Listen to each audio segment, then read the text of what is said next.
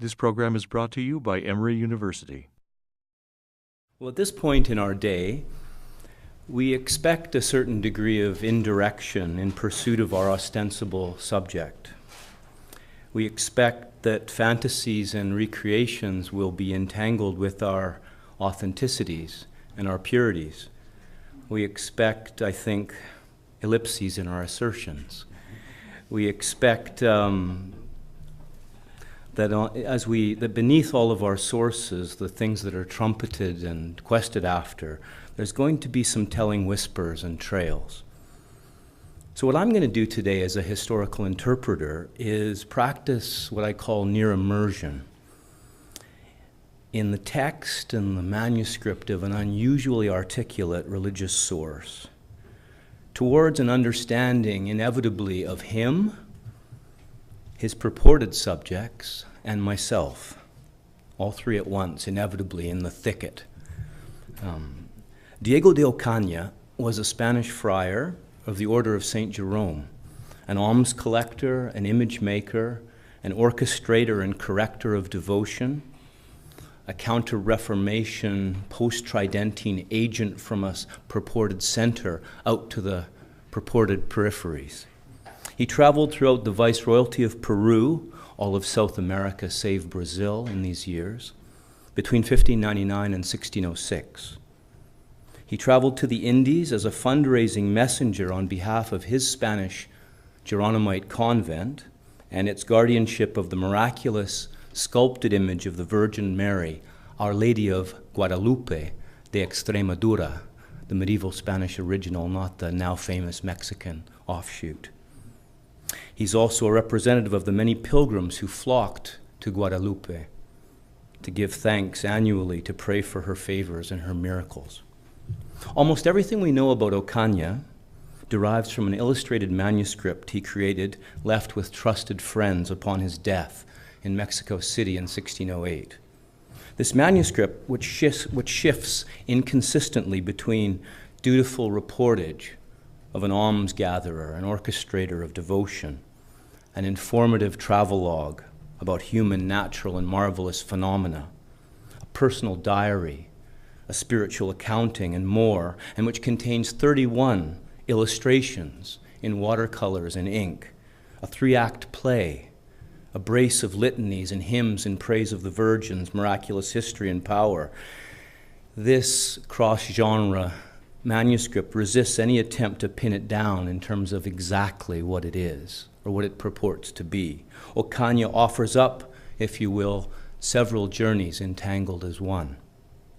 But there is a particular and recurring feature of Ocaña's account upon which I want to focus today for our purposes, namely his storytellings, his narrative excursions, his tendency to digress into the illumination of encounters and experiences, anecdotes, if you will. The word came up earlier. To elaborate scenes and episodes in order to say something that would be humanizing, which would somehow capture what he was after. While Ocaña does have occasion to present and discuss indigenous Christianity in more abstract ways as well, in these instances, to assume and assert his own authority in his judgments and projections in response to what he sees, hears, and thinks.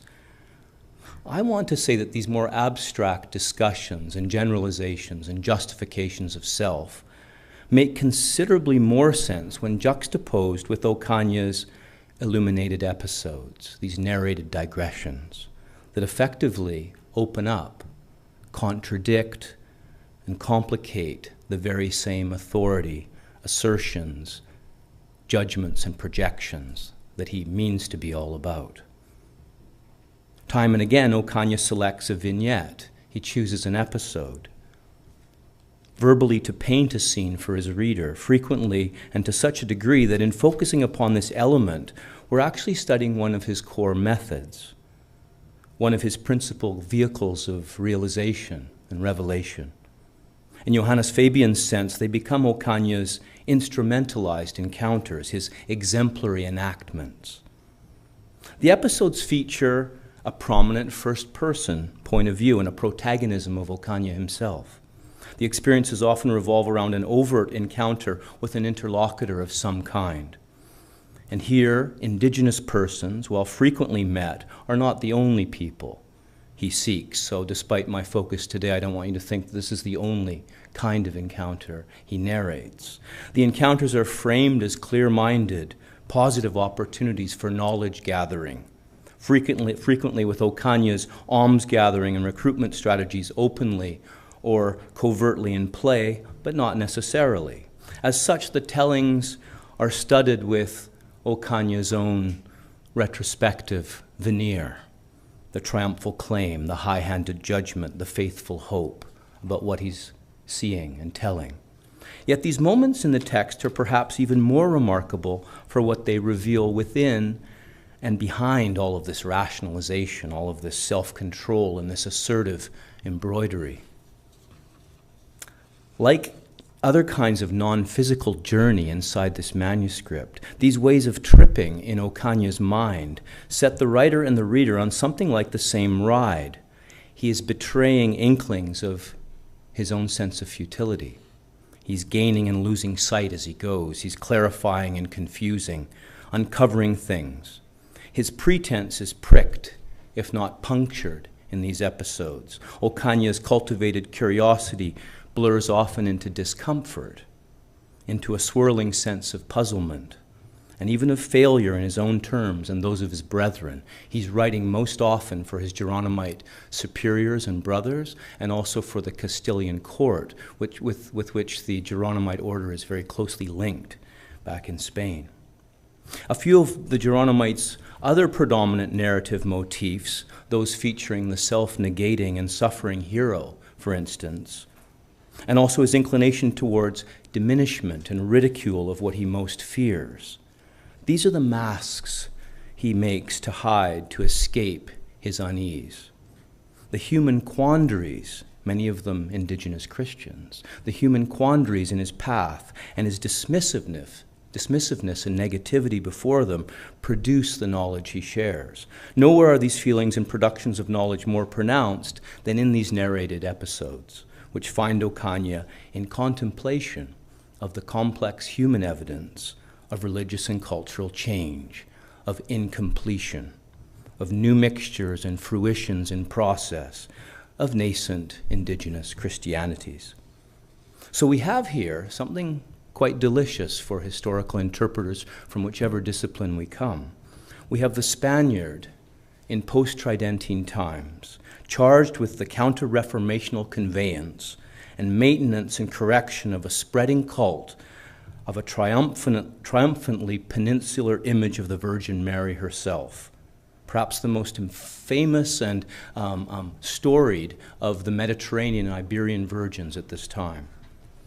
He is an agent and chronicler, however, in the end, not of this holding fast and the successful exercise and expansion and conversion and control. He becomes the chronicler, rather, of the thing which would have most made him turn in his grave, the untethering of Catholic Christianities, carefully plural, in the new worlds of mixtures and incomplete fruitions. So Okanya becomes the recording witness of precisely the things he'd come to America to remedy and forestall. Recalling his journey onto the pages of his manuscript he took a kind of refuge in his own readings, drawing on models in order to form and to shape his digressive tellings. He is in this way, and in ways I can't quite tell you as much about today as I'd like, he's in this way as much a reader as he is a writer. He draws on the lives of Christ and the apostles. He draws on hagiography, saints' lives. He draws on miracle stories, which were deeply inside his narrative imaginations of experience. He draws on pilgrimage stories. Romances of chivalry are at his tongue. Picaresque novels definitely were in the convent's library, and he refers to a few of them carefully and explicitly, and others inadvertently. He knows epic poetry. He knows the cartas de relación, the discovery narratives, the chronicles and descriptions of the Indies. I don't mean to say that he's a careful student of these things. He does not observe conventions. nor did he faithfully follow this model or that. He was rarely attentive to veracity and details as he shaped his narratives. One of the reasons we don't know much about Diego de Ocaña is he was judged by previous generations of historians as unreliable, as frequently fictive, as someone who was not afraid to embellish and to make himself and his pursuits the center of the story. Diego de Ocaña, then, is one who gathers and garbles, who practically picks and purposefully plays, who takes apart only then to reconstruct, who is adept at guile and invention. In describing what he saw and where he went and how he felt and who he met, he draws upon a variety of narrative forms towards redynamized tellings. His readers both expect, because they know the same genres, they have the same narrative forms. Redynamized tellings his readers expect and will be surprised and delighted by. So as he tips actual experience into narrative tellings, he's not above twisting others' reports and hearsay into useful and entertaining directions. He's not above embellishment, even convenient fabrication, if it serves his purpose and grants his narration more punch and more attention. Let me hasten towards an example which shows him persuading and edifying and playing, simultaneously beguiling and entertaining. We'll enter now the silver mining center and machine, as he called it, the máquina, the machine of Potosí, the center in what is today Bolivia, a place of ostentatious wealth and crushing misery for its some 160,000 inhabitants, most of them indigenous peoples drawn to work in the mines from 16 provinces in the south-central Andes. Diego de Ocaña greatly and over the course of 14 months between the 18th of July 1600 and the first week of November 1601 would find much there in Potosí to be curious about. He spent 8 days on the Cerro Rico, the rich mountain itself, in its mines and among its indigenous mine workers, and he insists upon his first-hand knowledge of certain adits and mining galleries and work systems. Beneath the reddish conical presence of the cerro, people were everywhere, and just as integral to the workings of this complex machine. They were not always who and what Diego de Ocaña expected. Ocaña approached different kinds of people as puzzles, and in writerly terms as narrative opportunities. Crucially, he happens upon interactions which he simultaneously seeks and selects to develop, even though they demonstrate his own anxieties and confusion about this society, and his propensity to undermine, the propensity of these people to undermine his own purpose. There are very rich Indians in Potosí, explained Diego de Ocaña, and in particular there's one named Mondragón. He's referring to Pedro de Mondragón, who other sources tell us was in fact not an Indian, but a wealthy mestizo and a silver merchant who served as an alcalde ordinario on Potosí's town council in this period.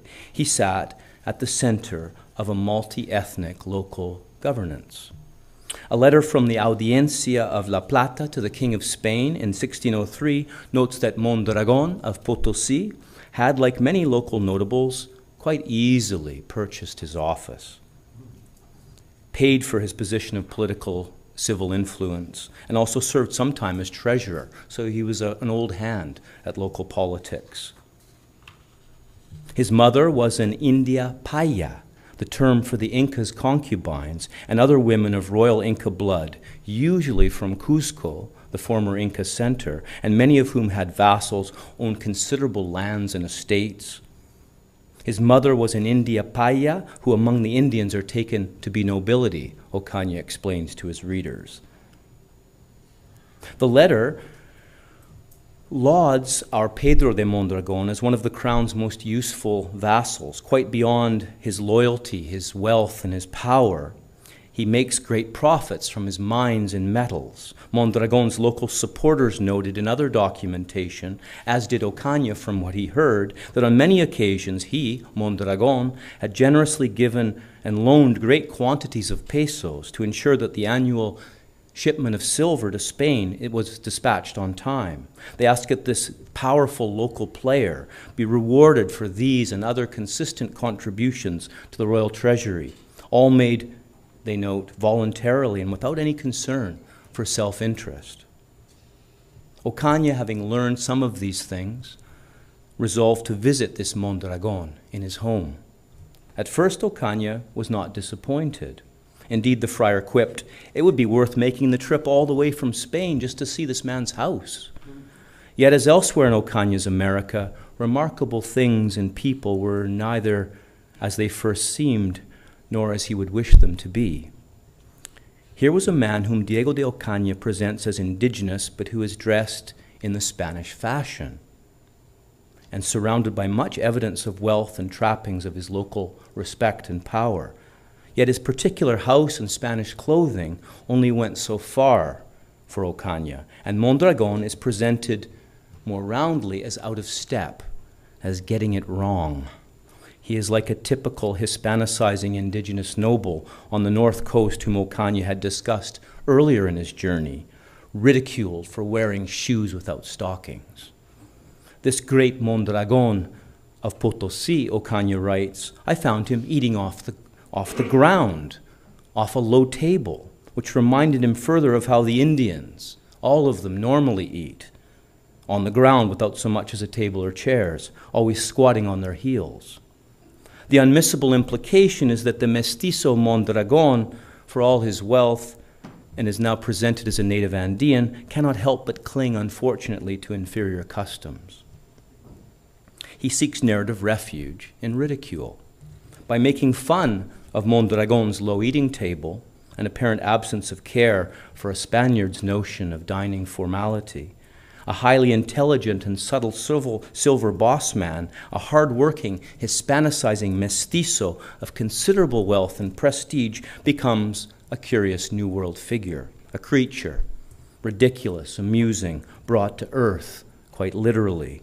Descriptively diminished, Mondragón becomes more discernible for readers who share the narrating Ocaña's expectations, who depend upon them almost entirely to know about what this middleman merchant of Potosí was actually like. The unseemly way the Indian wore his wealth and power, in Ocaña's opinion, hinted towards the more broadly effortful ways of a showy arriviste. He keeps all of what he owns in his home, right there for all to see, Ocaña observes. He has a hall filled with silver. In one part bars, another piñas, and still another reales, coins, all stored in earthenware jugs. Most delighted to see so much wealth in great piles, organized together in one place, I asked him how much was there before me, to which he responded, there are 300,000 pesos de plata ensayada. Incredible wealth, just scattered in his home. Numbers offer Ocaña solace, another kind of refuge here as elsewhere. So Ocaña begins to count, to figure, to measure, to assess, to judge, to satisfy his curiosity about how such a man operates and how he fits within this vast wealth extracting and refining system of Potosí, the máquina. Our alms collector follows the money. Mondragón's business turns out to be quite captured by the divisions of specie in the hall of his home. He buys up the piñas from which the bars of silver and eventually coins would be made, overseeing on a manageably small scale and highly lucrative scale the transformation and dispatch of great wealth. The mockery begins to fade as the mystery of Mondragón, the economic actor, is revealed. Ocaña marvels at the simple brilliance of it all. At each stage of the process, Ocaña enthuses, Mondragón would earn a certain percentage, and in such a way that his profits only continued to grow, because he kept to what he had in-house and did not involve himself in other dealings that might risk his wealth. Every year, Ocaña reported, Mondragón renders 100,000, 200,000 pesos to the king in bars of silver dispatched with the Armada to Spain, and from which he subtracts the royal fifths he owes to the king. In order to render his growing word portrait of Mondragon more illuminating, Ocaña compares him favorably with another man named Hernán Carrillo, a mestizo, the son of an Indian woman and a Spanish man. For Ocaña, Carrillo is another figure arising from within this machine of Potosí, another whom the silver has made rich, a man of great industry, writes Ocaña, possessing great property and refineries all his own, but one who ultimately puts the disconcerting Mondragon's genius into deeper relief. Look, he seems to be saying through the comparison of these two surprising men, surprising to him. Look, he seems to be saying, in this amazing Potosí, an Indian has mastered the system, allowing him to overcome his low nature and secure wealth and influence beyond your wildest dreams. On top of the man's wealth and power and intelligence, Mondragon is also a generous Christian, which on the face of it one would expect our Spanish alms collector on behalf of the Virgin to applaud, and vigorously. But Ocaña mentions Mondragon's Christianity in a striking manner, and in passing, presenting the merchant's charitable and devotional actions and giving of alms as surreptitious. He is a man who must give his many alms in secret, not in public, and thus it is commonly held that he does not do it, writes Ocaña. Why? If the figure under discussion is indeed Pedro de Mondragon, Ocaña doesn't bother to name him, a mestizo whose wealth and influence at least had secured him a place on Potosí's city council, then it is inconceivable that he was at not least an outwardly Christian person, and perhaps one from whom Ocaña, the alms collector, might stand to derive considerable benefit in donations, as well as in this man's powerful influence over others, pesos as well. Were some of Mondragon's allegedly secretive almsgiving being given to the fledgling cult of the Guadalupan Virgin, the very new lady in the land conveyed by Ocaña himself? And if so, why is Ocaña still presenting his Christianity, presenting Mondragon as he is? What's going on here in this portrayal? Well, as Ocaña's telling of the encounter proceeds, as his narrated Mondragon grows more and more complex, the Geronimite crafts him for effect. He becomes a Potosino version of the Bible's Nicodemus, the Jewish man of great means and power who visits Jesus under the cover of night to hear his teachings. Ocaña is implying that when this man he is presented as a shrewd and wealthy indigenous silver merchant gives alms as a Christian, he does not want to be seen by others. That like Nicodemus in the Gospel of John, he feels uncomfortable among his own people and needs to hide his faith. Yet it's Ocaña himself who was revealed here as uncomfortable, who has in effect discovered a living and breathing colonial calamity, a human of his own narrative creation. Learn he has, but Ocaña is uncomfortable with Mondragon, the instructive interlocutor. Here is Mondragon, the locally powerful, commercially acute, comfortably compound, plurally coherent, politically influential, indifferently hybrid intercultural person, and as a model new Christian almsgiver.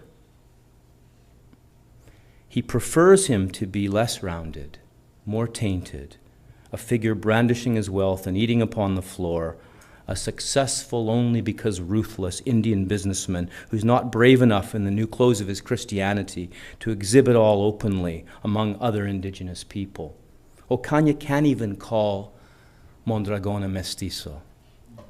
The Geronimites' misrepresentation of the mestizo Mondragon as an Indian may be seen as only the first in a string of attempted rationalizations through diminishment of an accomplished merchant, local political Christian cultural player. So this vignette, as opened up by me, as nearly immersed today, begins to ask just who gets to be an open and exemplary Christian in Diego de Ocaña's eyes and in his ensuing narrative. Even more pointedly, when he does present non-Spaniards as Christians, of what does their Christianity consist? And with what is this Christianity narratively allowed to coexist? Ocaña's answers to these questions, in short, appear often as more people puzzles. In other words, he looks away and just gives you another example. Keep moving. It's a little bit safer than staying with these perplexing individuals. He gives you more illuminated instruments of his perplexity and discomfort as he goes. Take the wealthy indigenous women who, in Ocaña's opinion, sacrifice their honor, and in some cases their regional nobility, to take a Spanish boyfriend. This bothers him to no end. Ocaña disapproves of the degradation of their honor only a little less than he disapproves of the Spanish men who take advantage, taking mistresses for money and the prospect of an easy life, and there deconstructing all of Spanish Christian civilization in the New World going to hell, where the devil is actually winning. And yet Ocaña does not miss that at the same time, these women in Potosí, in Lima, in Cuzco, in Chuquisaca, and all the urban centers of the Peruvian viceroyalty, these women are active Christians, taking Christianity not only back to their families, but resplendent in their public finery, parading their local power and influence in processions on feast days. Ocaña lingers over his descriptions of a Jesuit-sponsored cofradia, confraternity of indigenous peoples in honor of the Christ child. Over 1,000 people strong. He said he's never seen the likes of it in all of the Spanish kingdoms. And most centrally, marching in their finery are these indigenous women, major Christians, major engines of the local economy. Moreover, when he comes to a narration of miracles occurring around the image of the Virgin, which he himself paints and enshrines in Potosí, he features the positive protagonism of precisely these faithful indigenous women. They're the wives and the widows of the desperate indigenous mine workers toiling in the rich mountain. Ocaña's narrated episode of Mondragón, juxtaposed with these other spotlit illuminations of indigenous Christians, male and female, are evocative of a mixing, transforming society which excited and troubled him, as it did other commentators of his ilk. The multi-directionality of his telling, the toing and froing, is crucial here. The indigenous Christianities, the native Christians, are among his central discoveries, but Diego de Ocaña cannot fully enjoy this. He cannot fully understand their persons and their potentials, but he writes through it. He writes through them as kind of narrative obstacles. Quite other kinds of documentation, of course, and as I've hinted at some of it, can take us further. From the non-canonical chronicles and descriptions and letters from the law courts, from testimonies given before investigators of purported error, often perversions of Christianity instead of ancient idolatries.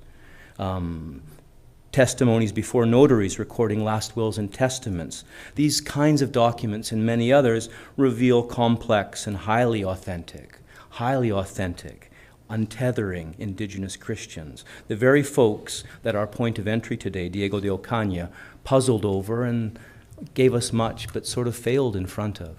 Thank you very much. The preceding program is copyrighted by Emory University.